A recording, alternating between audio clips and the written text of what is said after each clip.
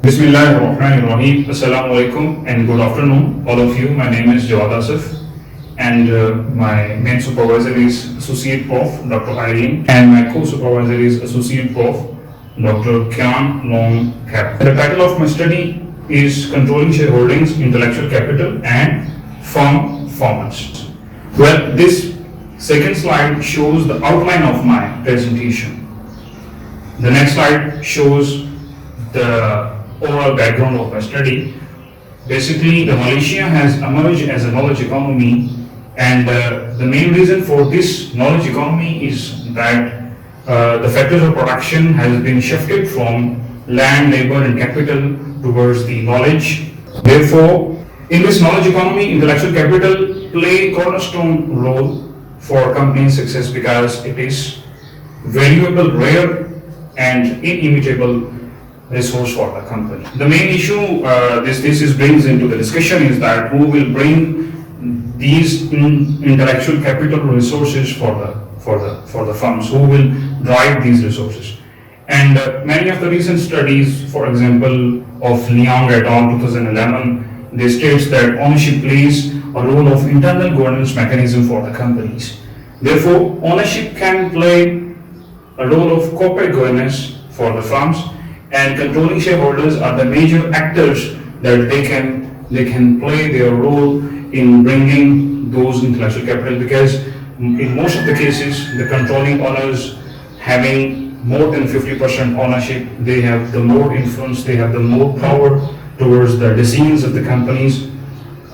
Therefore, this thesis integrates these two variables, that how controlling shareholders or controlling shareholdings are going to influence the level of intellectual capital in the firms, and then how that intellectual capital is going to affect the firm performance of the company, because the main issue for the companies is to maintain the level of performance for their stakeholders, for the shareholders. So in this backdrop, this thesis address the main three issues, that who will bring those intellectual capital investments, intellectual capital resources towards the companies. The second issue is that what is the optimal level of these resources for the firms, because to invest on infinite basis is not a wise decision for the companies all the time. So there must be an optimal level for the firms. And the third issue is that there is an inconsistent relationship has been observed in the literature. For example, Jawad et al. In 2020, they have come up with the findings that there is an inconsistent, or we can say the non-linear relationship between intellectual capital and firm performance. Many of the studies are affecting positively, and many of the studies see that intellectual capital negatively affects the firm performance. So in this thesis, we address the rotating effect. So this slide shows the research questions of the study. The next slide shows the research objectives of the study. How this thesis is going to significantly impact from theoretical side, from methodological side, and from managerial side. Overall, this thesis or this study is going to integrate the two areas of research from corporate governance side and from strategic management side, that how they are going to create valuable findings for the firms. This slide shows the theoretical discussion of my study, that this thesis basically comes up with three theories. One is type 2 agency theory, in which there is a conflict of interest between majority shareholders and minority shareholders. How intellectual capital is going to positively affect the firm performance, and this discussion is going to address under the umbrella of resource-based view theory.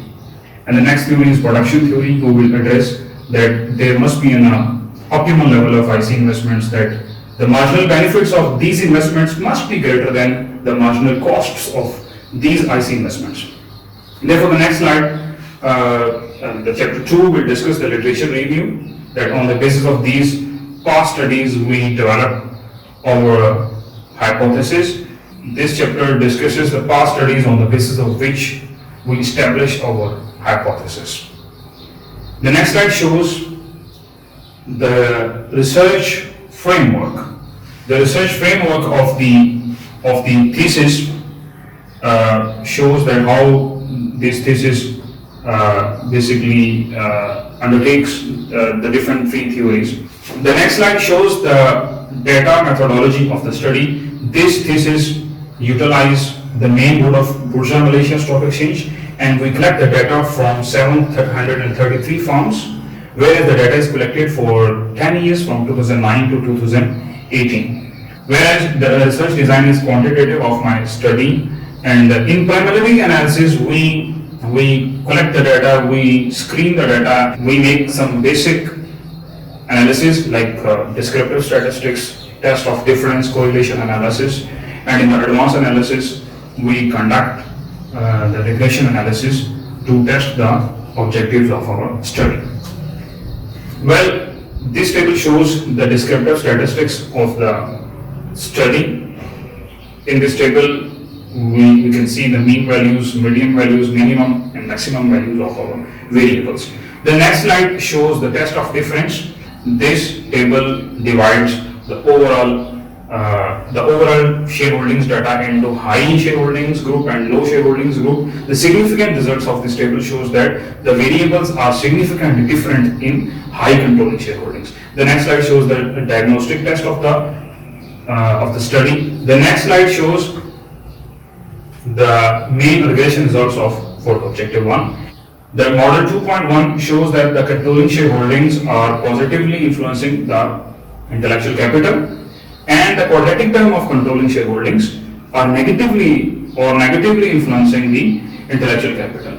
It means that it makes non-linear U-shaped curve, means controlling shareholdings at the first stage increase the investments in intellectual capital, and then after a certain pinning point or after a certain optimal point, they are going to decrease the investments in intellectual capital. The findings are same for human capital and for capital implied efficiencies, whereas controlling shareholdings does not affect the structural capital efficiency. The table 9 of this study shows the relationship between intellectual capital and firm performance. That how the three components of intellectual capital, for example, human capital efficiency, structural capital efficiency, and capital implied efficiency affects the firm performance in terms of return on assets, return on equity, and Tobin's Q. The three proxies have been taken for measuring the firm performance. While discussing to the model 4.1, the results shows that WACC positively affect the return on assets, and then the quadratic term of WACC negatively affect the firm performance. It means that it makes U-shaped non-linear relationship between intellectual capital and firm performance. While discussing to the other components of intellectual capital, the results shows that the relationship between human capital efficiency and structural capital efficiency is U-shaped, whereas the capital implied efficiency linearly affects the firm performance. It means that the investments in capital implied efficiency always gives better results for the firm performance. This slide shows the moderating effects of controlling shareholdings between intellectual capital and firm performance. The results shows that controlling shareholders does not moderate between the overall IC and firm performance, but it plays significant moderating role between components of IC and firm performance. This slide shows the moderating effects of controlling shareholdings between non-linear intellectual capital and firm performance. To summarize the findings of this table, controlling shareholdings play their moderating role in the non-linear relationship between IC and structural capital and capital implied, whereas they does not play moderating role in the non-linear relationship of human capital efficiency and firm performance. These next slides shows the summary of our hypothesis. Well, coming to the implications of this study implicate from three viewpoints. The first one is theoretical viewpoint. From theory side, this study integrates three different theories to address the objectives of this study. Whereas from methodological side, this study makes group analysis, and this study specially undertakes non-linear methodology to address the objectives of this study. Whereas the findings of this study are also helpful for intellectual capital managers, for human capital managers, and for non-intellectual capital managers as well. And that's all about my presentation. Thank you so much for your kind attention.